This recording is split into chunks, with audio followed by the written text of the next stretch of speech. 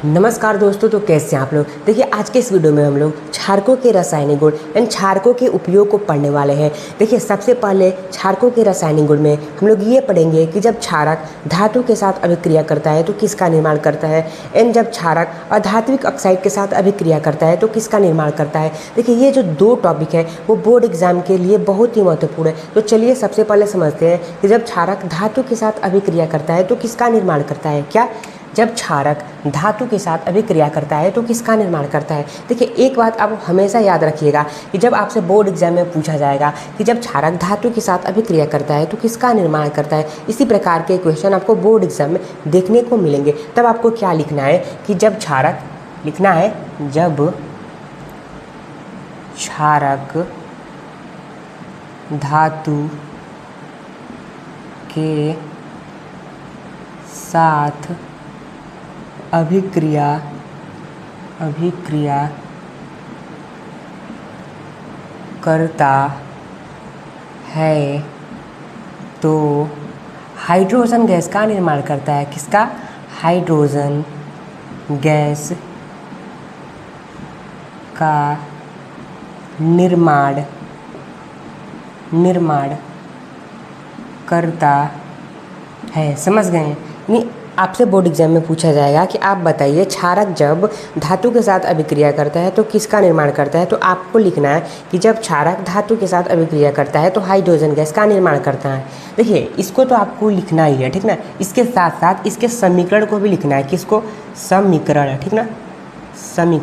समीकरण में क्या होगा, एक लेंगे हम क्षारक एंड एक लेंगे क्या, धातु। यानी कि यहाँ पे हमने लिया एक धातु, इसका नाम क्या है, जिंक, प्लस में क्या लिया हमने, क्षारक, जैसे कि NaOH, क्या, NaOH। अब हमने लगा दिया उत्पाद का चिन्ह, ठीक ना।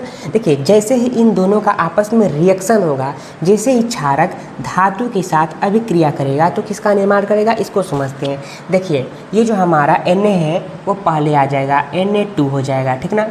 एंड जो जिंक है वो यहाँ पे आ जाएगा, जिंक, एंड ये जो O है वो यहाँ पे आ जाएगा, ठीक। प्लस में हमारा क्या बच जाएगा, H2। ये क्या है, एक गैस है, क्या है, हाइड्रोजन गैस है। क्या है, हाइड्रोजन गैस है।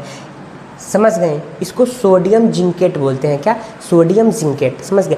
तो यही है हमारा, जब क्षारक धातु के साथ अभिक्रिया करता है तो किसका निर्माण करता है, हाइड्रोजन गैस का, ठीक ना। आप इसको अच्छे प्रकार से याद कर लीजिए। सेकेंड नंबर पे हमारा क्या है कि जब क्षारक अधात्विक ऑक्साइड के साथ अभिक्रिया करता है तो किसका निर्माण करता है। इसी प्रकार से क्वेश्चन आपके बोर्ड एग्जाम में आपको देखने को मिलेंगे। देखिए, सबसे पहले समझिए आपको किस प्रकार से लिखना है। आपको लिखना है कि जब क्षारक अधात्विक ऑक्साइड के साथ अभिक्रिया करता है तो लवण और जल का निर्माण करता है। क्या? जब क्षारक अधात्विक ऑक्साइड के साथ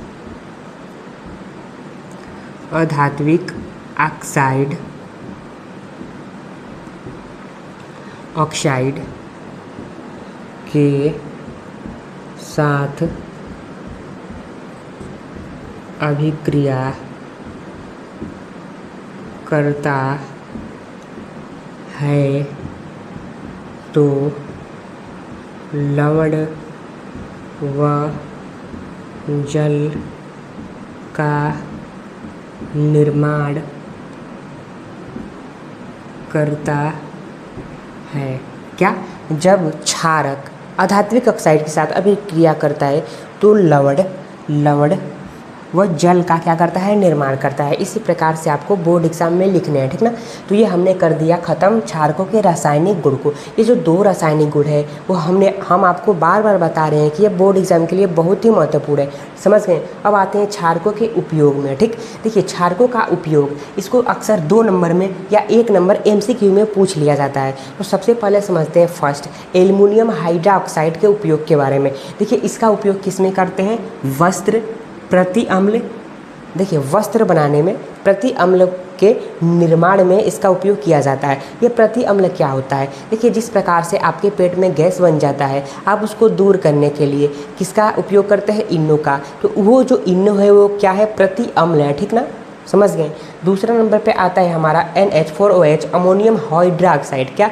अमोनियम हाइड्रोक्साइड। इसका उपयोग किस में किया जाता है? धावन पाउडर के निर्माण में। कागज़ को बनाने में एंड लुगदी को बनाने में। देखिए जितना हमने यहाँ पे लिखा है वो आपके लिए बहुत ही इम्पोर्टेंट है, क्योंकि हमने छाट कर लिखा है, ठीक ना। जो एग्ज़ाम में आते हैं उसको छाट कर लिखा है। तो दूसरा हमारा हो गया क्लियर कि धावन पाउडर अमोनियम हाइड्रोक्साइड का उपयोग धावन पाउडर कागज़ लुगदी के निर्माण में उसका इस्तेमाल किया जाता है। तीसरा नंबर पे क्या है हमारा CaOS का होल ट्वाइस यानी कि कैल्शियम हाइड्रोक्साइड, इसका उपयोग कहाँ किया जाता है?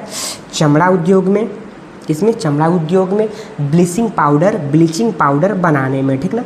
तो ये थे हमारे क्षारकों के उपयोग, 3 उपयोग थे इसके जो बहुत ही महत्वपूर्ण थे, ठीक ना।